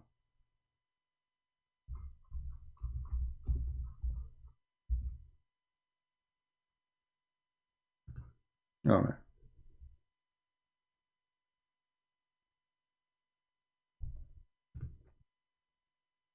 Chapter 4, verse 48, and Shabir Ali, he mentioned it. Allah will forgive not anyone who associate with him, and he forgive anything less than that. Let us examine this stupid, hilarious verse. Muslims, to get away from this, they will say, oh, if you die, brother, and you did not repent to Allah, Allah will not forgive your sin. My friend, sin is forgiven only for Muslims. We just showed you the hadith where Allah, he will put the sin of the Muslims on the Christians. There's no forgiveness to anyone for anything, even for any kind of sin. Only Muslim, their sin is forgiven. So when you say Allah will not forgive the one who take partner, you are saying Allah will not forgive anyone. The same as in the Bible says, the one who insult the Holy Spirit, he will not be forgiven. This is a sin, will not be forgiven. Which means even if you became a Christian, you will be punished for that. So the Quran saying, Allah forgive not the one who take partner. Forgiveness only happened to Muslims. So you became a Muslim and Allah will not forgive you for taking partners. So why you are lying to us saying convert to Islam, Allah forgive your sin? And if you say this goes only for those who take partners and die taking partners, well, where it says here, the one who forgive, he forgive those who repent before they die. It says will not forgive. Allah forgive not. In order to be forgiven, you have to ask, you have to repent, you have to do it when you're alive. After you die, there's no that's it, it's over. Your, let us say, your time is up. your chance to be forgiven is up. So Allah forgive not taking partners. That's mean nobody can convert to Islam. Same time, why you Muslim take partners with Allah, like Muhammad, as we showed you from the beginning. Shahada, knowledge, present. Actually, the Muslims, they make Allah a joke, and they claim that Allah created the whole universe just to serve Muhammad.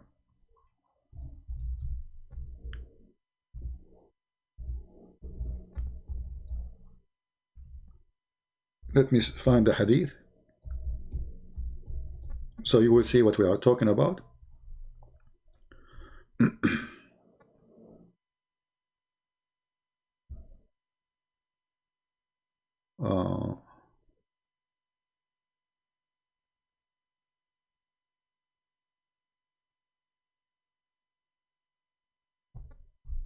Let us see. You see, always it's easy to find it in Arabic, but the part is to find it in English. All right, we found it. Let us put it for you on the screen. We have only 1,200 people watching. I put some food for the birds. It's very cold outside, so they can eat. The hadith, a question. What do the respect of ulama means the scholars of the religion and Sharia about the hadith? Which one? لولاك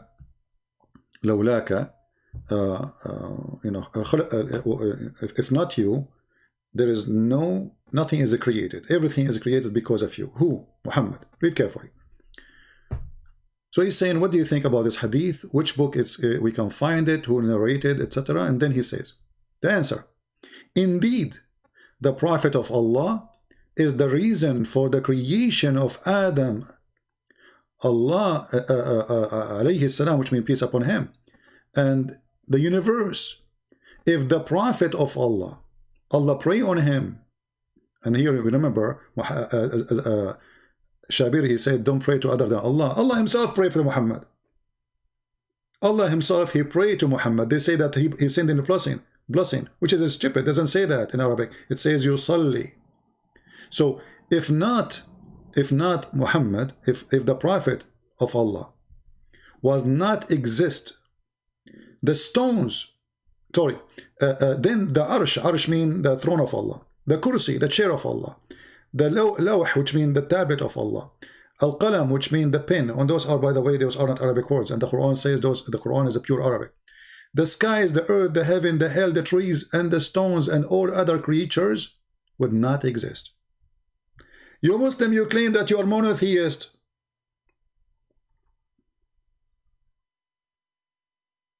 And you claim that all things created to worship Allah. But as we see here, all things are created for the sake of Muhammad. So who's Allah? Indeed. Look, he did not say, no, brother, this is too much, this is not right, so to say that. He says, indeed. The Prophet of Allah is the reason, he is the only reason for the creation of the whole, which means Allah is, the reason of Allah to exist is to do what? If the reason of all the creation, including us, including stones, including insects, animals, trees, the reason for all this creation is Muhammad. So what is the reason for Allah to exist? What his goal? To serve Muhammad.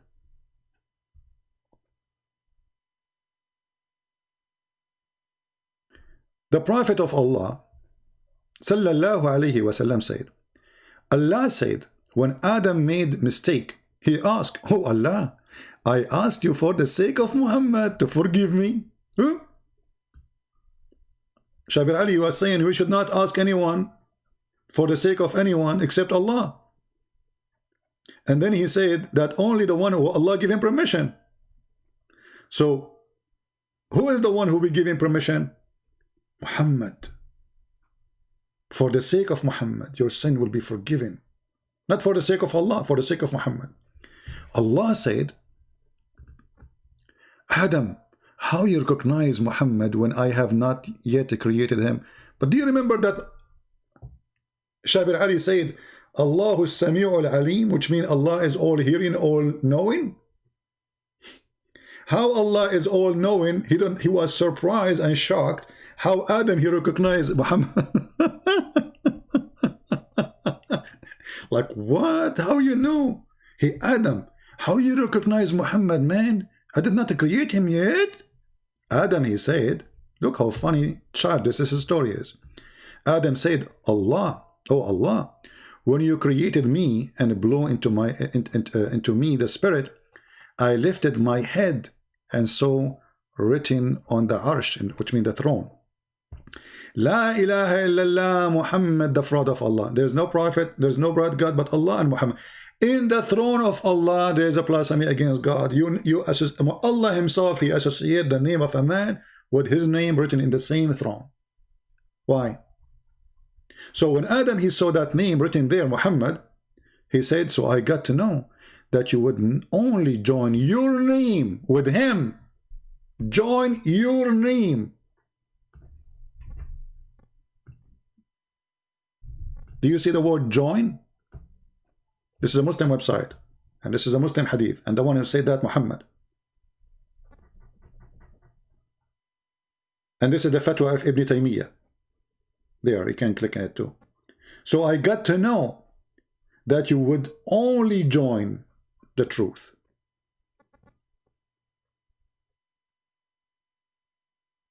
Or join the name of the one who is the most beloved to you. Allah himself, he commit shirk. He joined his name with the name of Muhammad. So when the Muhammadan, they speak about monotheism, Islam is the last one to speak about monotheism. And not to forget to mention Muhammad. Okay, hold on. I don't know if I should continue with the video, but let me make one more hit. In the hit, was Muhammad worshipping idols? Remember, Allah forgive not that who take other with him. Right? If there's any verse in the Quran says Muhammad he worship idols, absolutely. Let us go to the Quran.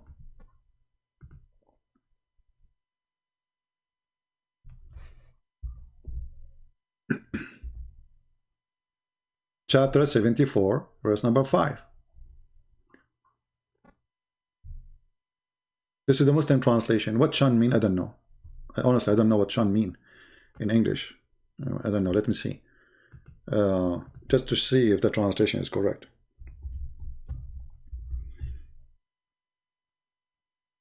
Shan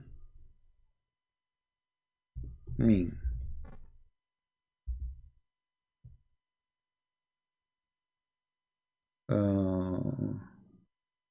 Look like this is a false translation. Let us get different translation. This is Yusuf Ali. They love to lie. They love it. This guy is saying shan because it should be a that the word there is about worshipping idols. Hold on. Let us try to find a little decent translation. Maybe we can get lucky. Aha! Aha! And keep away from ar-rajz. Keep away. It says keep away or leave it. Fahjur. So look, he put there ar-rajz and he put the word idols, but in the beginning he lied. It doesn't say keep away. It says leave worshipping. Uhjur, hijra. The Muslim, they say hijra. What hijra? Hijra is leaving from a place to a place. Leaving something behind. Allah saying to him, leave it. So if you don't do it, what he will say to him, leave it.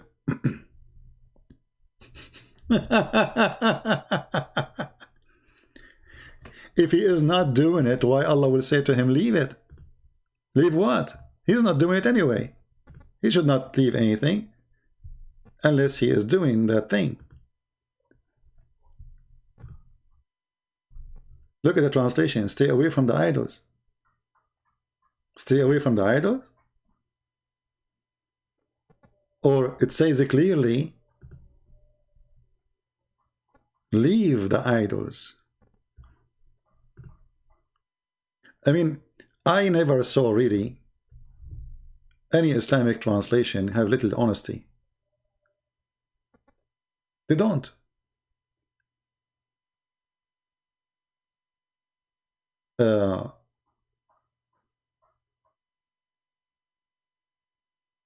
If you remember the story of Muhammad and satanic verses,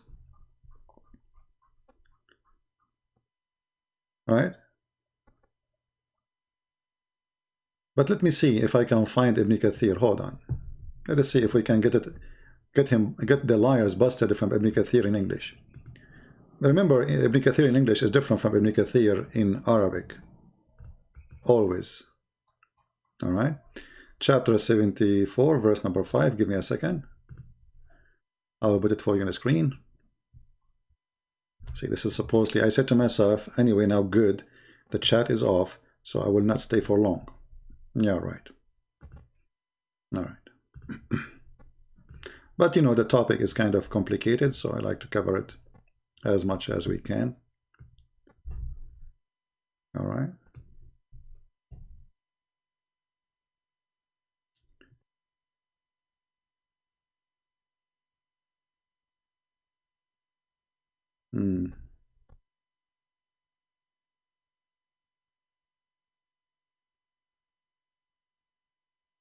Yeah, in the Ibn Kathir in English, they are saying keep away too.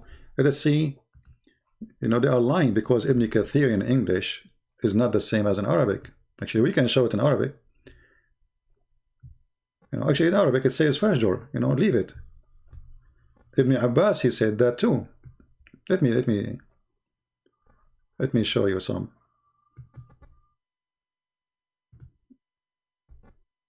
Let us show you how we get them busted.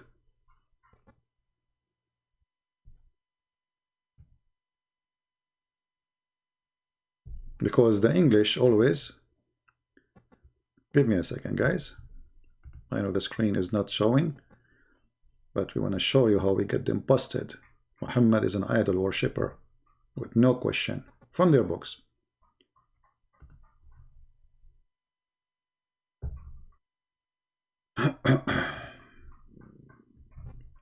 Amazing, huh? But their lies will not work with us.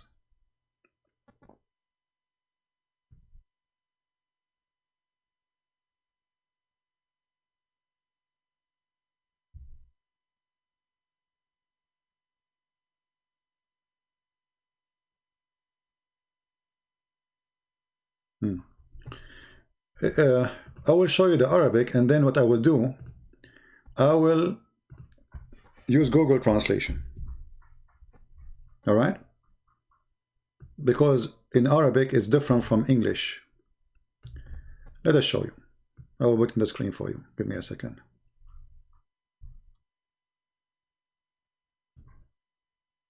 This is the official government of the Kingdom of Saudi Arabia. قوله تعالى والرجز فهجر. And here they are saying what it's mean. يعني الأوثان, the idols. And then he say أي فترك. فترك, which mean leave it. Don't do it. Leave it. And in front of you, I'm going to click translate to English. Again, this is the official government of the Kingdom of Saudi Arabia. Translate. I'm going to translate to Arabic. Weird. We don't want Arabic. What Arabic? Translate to Arabic? No. Give me a second. Google translating the Arabic into Arabic.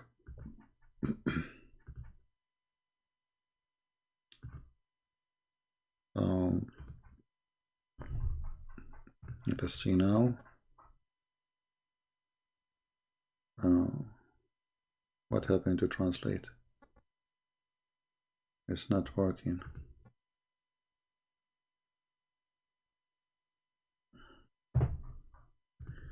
Let us refresh the page. Maybe that will help. Where you show the translation, I mean the option to translate the page. It disappear. Okay, here we go. Let us see. choose another language. Okay. All right. Here we go. We made it work.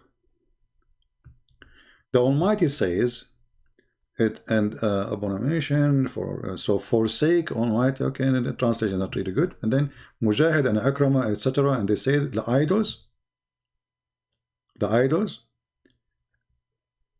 So avoid abomination from the idols. Translation is very bad. But anyone, actually, you know what? I will do an easiest way. Hold on.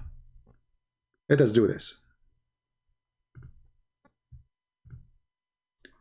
I will open Google Translation. I will copy the word or sentence, because it looks like Google is confused when we are. All right. Let us open the the thing for you. The screen. I will copy in the front of your eyes the sentence.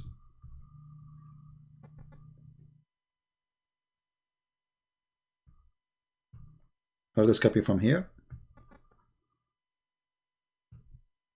Copy. And then we take it to Google Translation in the front of your eyes. Paste.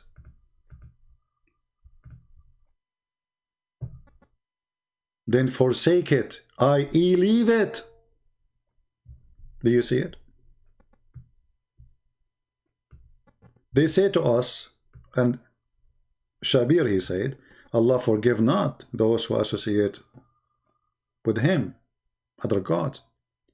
If Muhammad do not worship idols, so why Allah saying to him, then forsake it and leave it?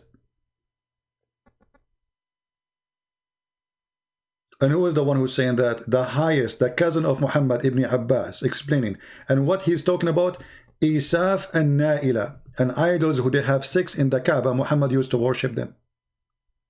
Let us copy in front of you just to show you we are not making things up. وقال قتادة الرجز إيساف ونائل صنمان كانا عند البيت. Let us take it. Copy. Take it to Google Translation.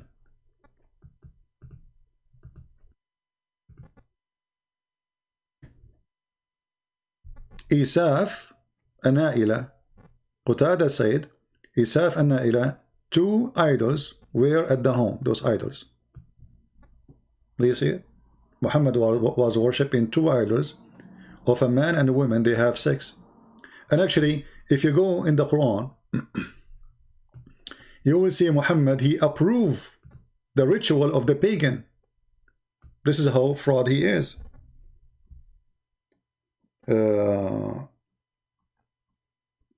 If you remember,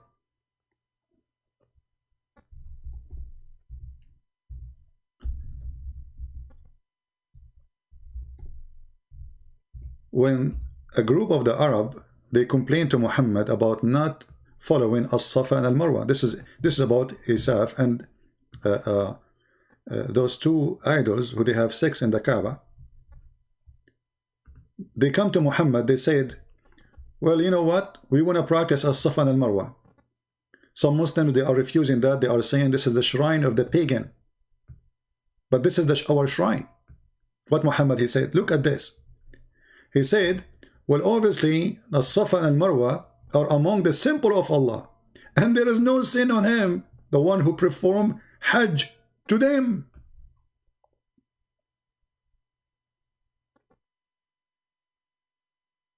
So when you go to the Kaaba, you have to continue and you go to the Safa and Marwa. And now the Muslim, until now, they practice it. They start jogging between the 2 idols, which does not exist no more there. And it's a practice of Islam. If you go and read the interpretation for this, you will die laughing. Chapter 2, verse 158.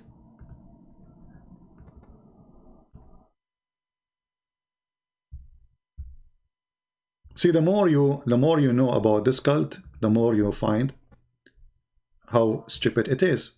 158. You see, I'm doing it in the front of your eyes. Nothing from our books, nothing from our own words. We are not giving you the interpretation of ours. This is there. This is there. Here you will see the argument. It says here that reported blah blah blah blah from that Aisha, she said these verses revealed about helpers. Helpers is they called al-ansar.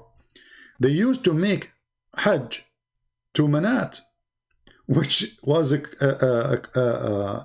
know, part of their rituals, and they also avoid going between as-Safa and Marwa. When Islam came, they asked Allah Messenger, Allah bless him and give him peace. About this, he said, so he gave him his verse. But let us read carefully what it's going to say later. Aisha, she said, this verse was revealed about a group of people, of the helpers. Before Islam, they used to make the Hajj to Manat, and they were forbidden from going between as-Safa and Marwa. Who forbid them? Muhammad. And then they went to the to do Hajj and with Allah Messenger, and they mentioned to him, you know, this issue. So Muhammad, he revealed the verse saying it is from the ritual of Allah to do it. So who is the one who forbid them? Is it Muhammad or somebody else? If it's from the ritual of Allah, and why it is from the ritual of Allah? Here you will see it says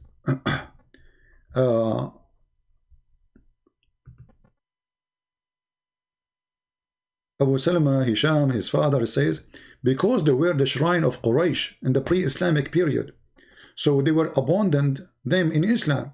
Then Allah revealed the verse saying, said Umar, etc. I asked Abu Umar, blah blah blah. He said, go to Ibn Abbas and ask him. And then look what they said.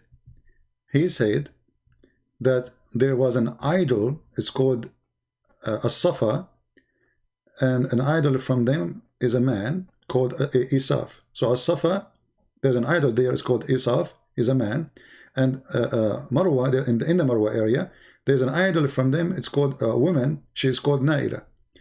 The people of the book claim that those had committed adultery in the Kaaba, and they were punished by Allah.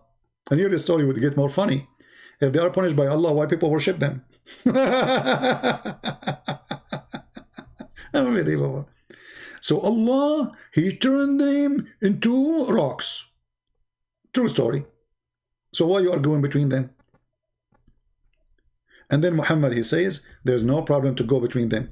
So, you know, the complaint was, we want to do this.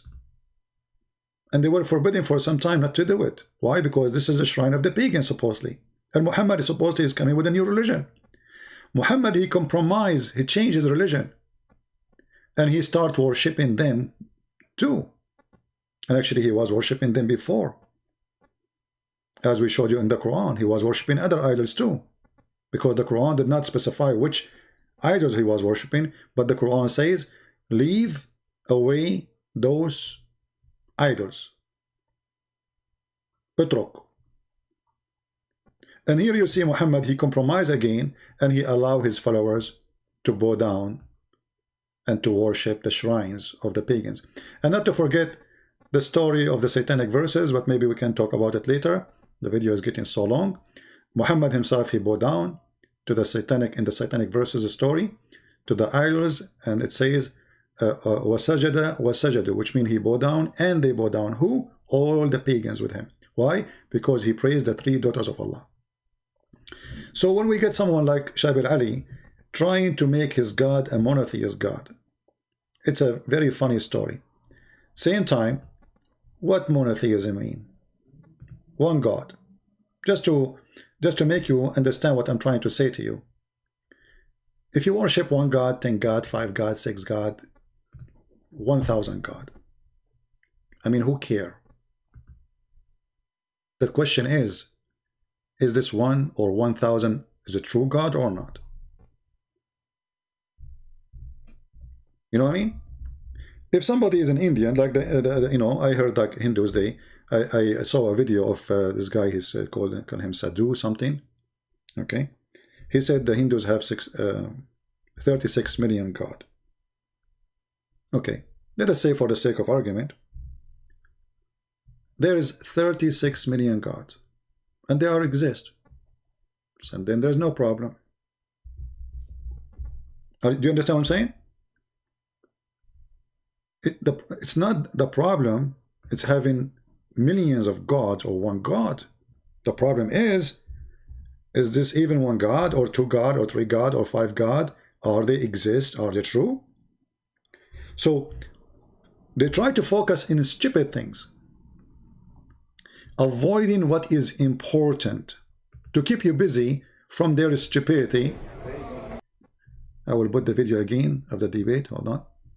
To keep you busy from what is important, that this God cannot be God, for he is a stupid God. Have you ever heard of a God? He think that the baby is coming from a sperm coming from the ribs of the women, and the sperm of the man is coming from the backbone. Have you ever heard of a God? He think the sun set in murky water. Have you ever heard of a God? He said to his prophet that the sun goes and set every day in the throne of Allah. And this is how he explained the sunset. Have you ever heard of a God? You don't remember which one he created first? The mountains or the trees or the stars? In one chapter he said the stars, in the other chapter the stars first, the other chapter he says the opposite. Have you ever heard of a God? He says stupid things like hail come from mountains in heaven. So how many God? Who care? The question is how stupid your God is, and how God can be stupid. Otherwise, if there is a person exists in Kuala Lumpur and he worship a billion God, but they are a true God, then he is right. The numbers is not really important.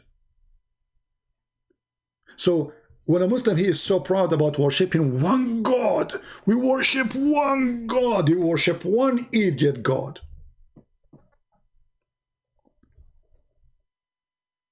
When Muhammad, he claimed that he have knowledge from his God, and he says such a statement.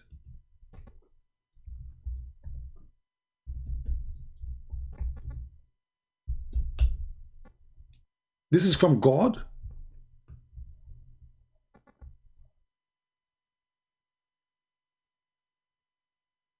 This is from God.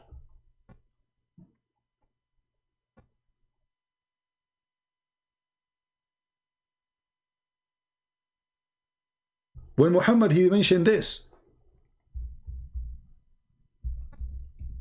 This is from God.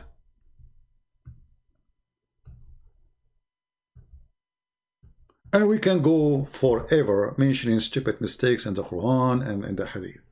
So I say to Muslims, I say to Christians, I say to Hindus, I say to Buddhas, be mature. Don't be a child. The Muslims always, they speak about their God as one God, and they are proud about it as if they have like accomplishment. I find it the most silly, stupid thing to say. I understand to say that you have one God, no problem. But to be so like you think you are the winner, we worship one God. There's many people worship one God. There's people who worship Satan, believe he's the only God.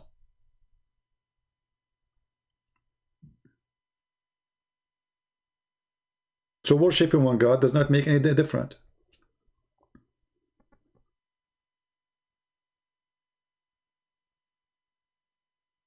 Have you ever heard of a God? He want to make Quran better than the Quran? Hey guys, I have books. I'm going to make my coming book. I promise you, is going to be better than my previous books. Well, that's possible for a human being, but for God, quality, they never change.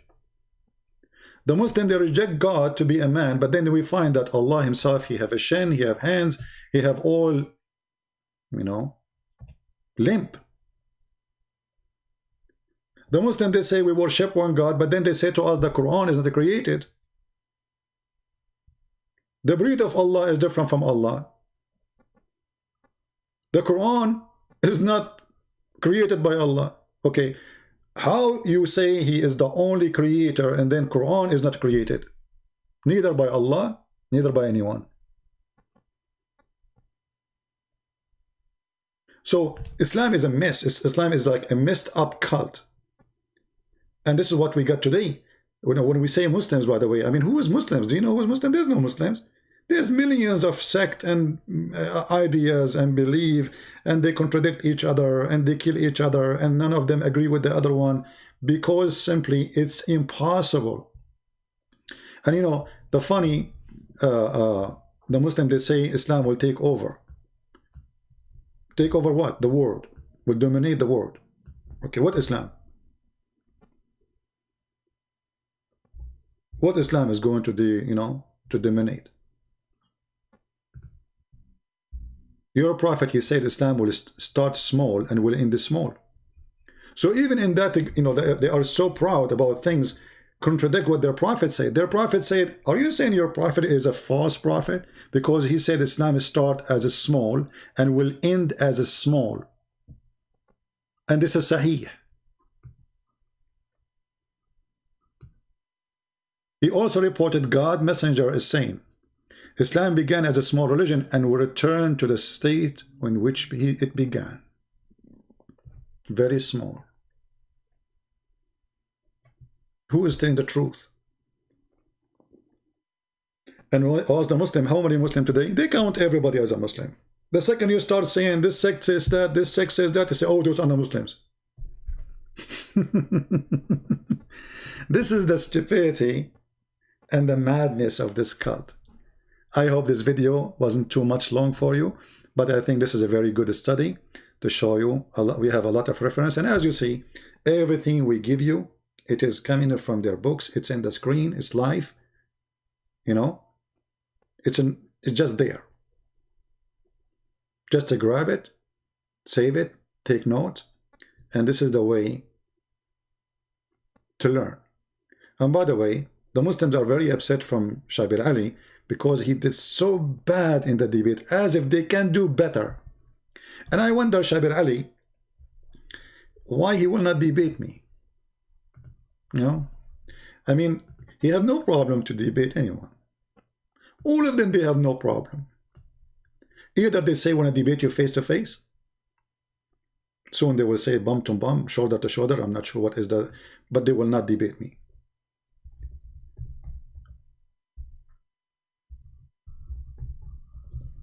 Once in a debate, a Christian, he asked Shabir Ali, when you are going to debate Christian Prince? What Shabir Ali, he said? I will not believe it.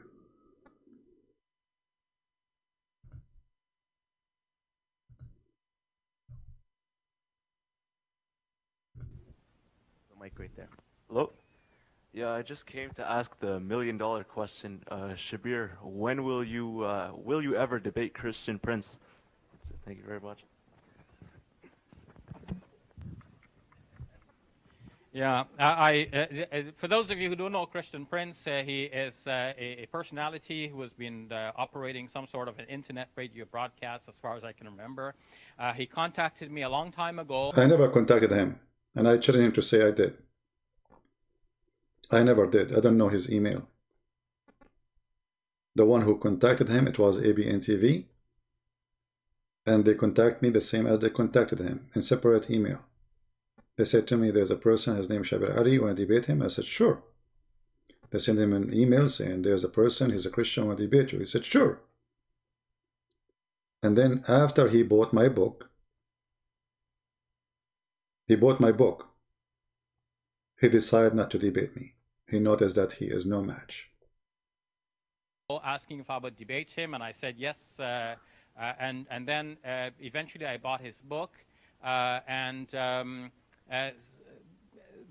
I don't want to say anything about him because he's not here, but following from the correspondence and the way things were going, I felt that, you know, people, as you play ball, you play in certain leagues, right? You play in... Yeah, you debate people who they will not speak Arabic, so you can say to them, it doesn't say so. You will debate people who do not know much really about Islam, so you can say they don't say so, but you cannot get close to me. Then the second you notice that this is an Arab, he have books about Islam, and you read my books. I mean, Do you think this guy, he do not know Christian Prince? Do you really believe it? What happened is, he agreed to debate me, but he never thought this is a Christian Prince. In the beginning, he agreed. And then when they told him this is a Christian Prince, he got my book, so he can read my response. Maybe he can refute it. When he got my books, he noticed that he is no match to refute anything in the books. You know, why this guy, he don't go and say, hey, the Christian Prince in this book, he said so. Get him busted. Anyway, guys, I want to say thank you for being here. I apologize for disabling the chat. Actually, it's way better because we can concentrate in the video, in the topic, more than concentrating in people, you know, because it's impossible to satisfy people needs. God himself, people, they complain about him, so who am I? So thank you very much for being here. May the Lord bless you, and until we see you soon again, Christ is Lord, Islam is false, and don't forget to subscribe to our Patreon if you like to support us, or to like to be updated, because we change the channel where we go and where we will be live. As you see, we keep receiving strike. I just received a strike yesterday, that's why we disabled the chat. You can post comments, but any comments will be bad. I will delete it immediately because YouTube is all over me. All right? So leave your comment. You are a Muslim, you are welcome. You are a Christian, you are a Hindu, you are a Buddha, you are an atheist. You are more than welcome. Just behave and be good. God is good, and God, he don't leave his people without witnesses. And the Muslims are witnessing to us how false their prophet. From their mouth, we prove it. From their books, we prove it. It's in front of you, published by them, shared by them, translated by them, shown to you by us. God bless you. Christ is Lord. See you soon.